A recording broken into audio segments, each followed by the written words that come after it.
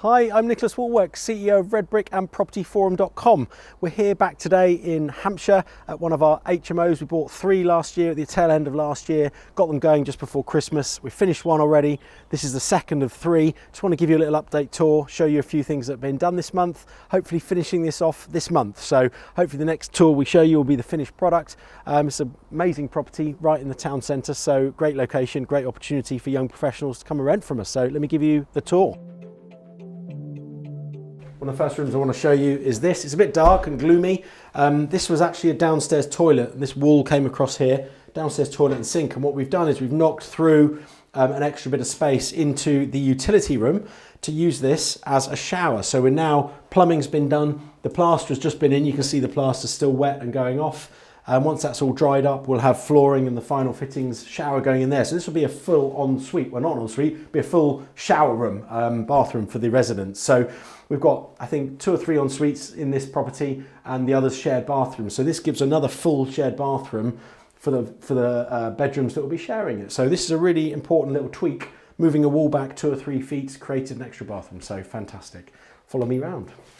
So in here, yeah, this is the now smaller utility room, which backs onto that ensuite. So this will have 2 washer dryers in, so nothing particularly exciting to look at other than the fact, the important things to note is it does have a fire alarm in the roof, it's all been plastered, all the plumbing's ready in place for the washer dryer units. So yeah, really good little space, use of space. So we've got a full bathroom rather than a big, rather than a big utility room, which is kind of wasted in an HMO like this.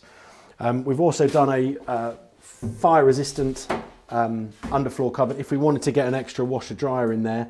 Really important space if we need to use that. Otherwise, it's just good storage space with a solid fire door on to boot.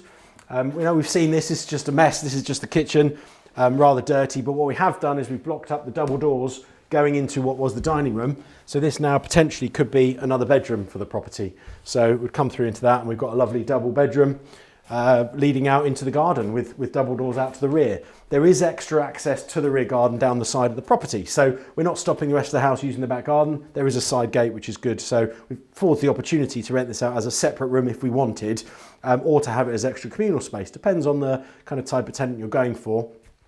Sometimes you need more communal space than others. This one, probably a little bit less than some because it's got the garden space for people to use. It's also right in the town centre here. So, tenants can go out for dinner, meet up with their friends, get sandwiches and be literally a couple hundred metres from the town centre. So those amenities are on their doorstep, which probably means there's less of a requirement for them to have joint communal space in the property itself. So let's have a little look upstairs. It's mainly a mess, painting and decorating. We have a full site clearance this week. Then flooring is going down. The last couple of bits and bobs being done for fixtures and fittings, changing out-of-date light fittings such as this for more modern kind of spot tile units, and generally just updating the property. But yeah, hopefully carpets and all of that going in the next 2 weeks, and then we'll be ready to start getting adverts and finishes and furnishings done towards the end of the month. But have a quick look around the rest of the property, and that'll be it for today's video. So we're up on the first floor here. Load of storage. We've got existing beds in this property that we're reusing, which is in fantastic condition. Probably get new mattresses and things for them. So a bit of storage in here. Another room here we're looking at, which has got built-in wardrobes already. The beauty of this particular property is it had some built-in wardrobes, which were fantastic. Saves us building them. In the rooms that we didn't have them, we've had to build them. So there's a handful of rooms like that. Going for a feature grey wall in every apartment, but again, this not every apartment, every room, sorry, all was sent double glazed as well. So when you're looking for a good HMO conversion, you want to get the bare bones of the property about right to save you costs on renovation. Things like good quality double glazing, the right number of rooms, if it's got fire doors already, has it got built-in wardrobes already, how many en-suites has it got? When you're looking for an easy kind of 6-bed HMO conversion, which is permitted development to go from C3 to C4, provided it's not in an Article 4 direction area, of course, it's not restricted in some other way. Ultimately, that's the kind of slightly newer property I like to go for, because there's less bare bones work to do on the property, and it's usual simple refurbs, updating the fire specs, fire alarms, self-closers on the doors, incandescent strips on the doors, all this kind of thing. So the less work you have to do, the cheaper it's going to be, the quicker you can turn it around and you get your income coming in straight away. In this particular room, it's quite good. Again, one of the benefits here was it's got a Jack and Jill bathroom. So you can see you can go through here and back out the other side. Kind of a handy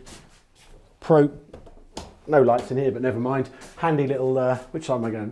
Who am I looking at? So we're looking at, yeah, nice Jack and Jill ensuite there, which is kind of good. So that bedroom can use it as kind of an ensuite. Actually, the bedrooms over here, which don't have ensuites, these two can also share it. So you've got 3 people sharing that one bathroom, which is a good use of space. Now, coming on to this is an interesting use of space. This was a cupboard, just went nowhere. However, now we've knocked a hole through into the lounge, which was the big lounge, and we've partition walled it down the centre. So now we've got 2 good size double bedrooms, both with nice glass double doors, nice with built-in wardrobes, and a bed over there. So again, good size double rooms, been able to create 2 out of the space of 1. Not big enough for en suites, unfortunately, but you know, that's where, you know, on a case-by-case basis, you kind of have to work out what's the best route to go on each HMO. And on this one, having 3 people potentially share 1 bathroom was a more cost-effective development route, gets the income coming in quicker and doesn't hit the rents too badly. And again, you know, if you haven't got the space to do it, you can't do it. So we've made best use of the available space on this particular site. So we're up on the top floor of the property now, and as you can see, this is largely ready to go. We've got the fire alarms in, we've got the emergency lighting in, so we can quickly pan up to that. Fairly boring stuff, but all really important requirements of an HMO to get them in. Got another communal bathroom up here, so we've now got communal bathrooms on 3 floors, as well as a couple of en suites. The room behind you, I'll show you in a minute, guys.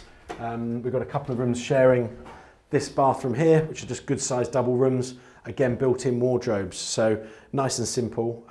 We've got 3 rooms up on this floor. So lots of provisions. And here we've got the modern light fittings going in.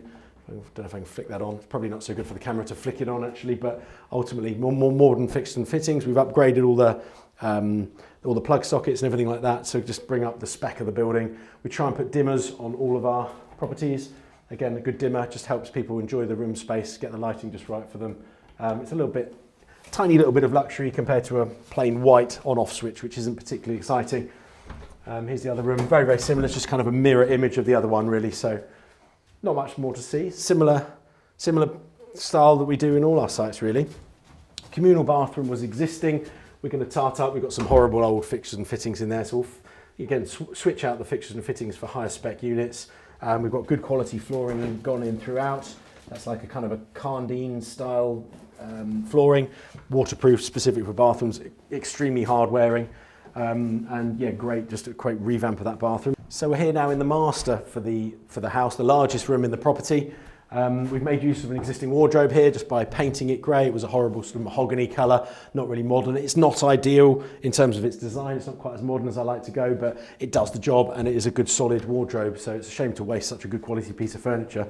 We've got some lovely big wardrobes here. These are all 3 huge wardrobe spaces, which I'll let you get in and have a quick look at in there. But ultimately, again, no wardrobe building needed. Wardrobes can be expensive to build, not just in terms of the labour required, but all the wood, the doors, etc., etc.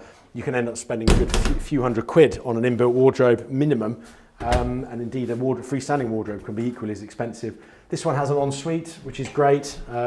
So a lovely big ensuite already in this particular room, and it's reasonably modern, decent tiling, good quality doors. So nothing contentious to do here, nice and easy. Again, we've changed all the handles out from gold handles to silver, just updating the spec really and just making it a bit more modern for the end user. And this particular room has this lovely Juliet balcony out here, which, you know, adds to the effect of the room, gives them a little bit of a high spec feel to it, a nice amenity space for them. So yeah, great. That is the HMO update for today. Still quite a mess, you know, having a good site visit, site cleanup this week. We're going to then get all the carpets and flooring in, and we're kind of 95% here on this one. Final certificates and sign off, final fixtures and fittings going in over the next couple of weeks. So month from now, hopefully I'll be showing you the finished, completed, furnished unit, and we'll be on the market letting rooms. So getting turnover, and as soon as we get that turnover up to speed with the full 6 rooms, we'll be looking to refinance this property and try and pull out as much of our initial deposit as we possibly can so we can recycle it and go on to other sites. If you'd like to learn more about HMOs or property developing, reach out to me at nicholaswallwork.com/mentorship. And you know, I can see how I can help you guys on your own project. Maybe you've got a tricky project you're stuck in, you're losing control of it, it's escalating beyond your control, and you want us to step in and help you and guide you through the final processes. If you're new to investing, new to HMOs, new to commercial resi schemes, I can help with all that as well. Indeed, if you're a hands-off investor, you might want to invest for a good solid rate of return in our property development company, Red Brick. If that's the case, do reach out to myself and we can have a conversation about how we can work with you. If you like what you've seen today, if you want to follow our journey, if you want to see what I'm doing in the property investment world, whether it's HMOs, commercial to resi schemes, KM to resi schemes, working with my mentee clients on their sites, we're trying to document as much as we possibly can for you guys at home so you can learn as much as possible about property investing. And hopefully I can help you where you need me in the future for anything tricky you might have not done in the past. So yeah, I hope you've enjoyed the tour of the HMO today. So make sure you're subscribing, clicking the bell icon, follow this video and future videos, and we can stay in touch and hopefully see you on another video very soon. Drop your comments and like this video. Thank you very much. Take care.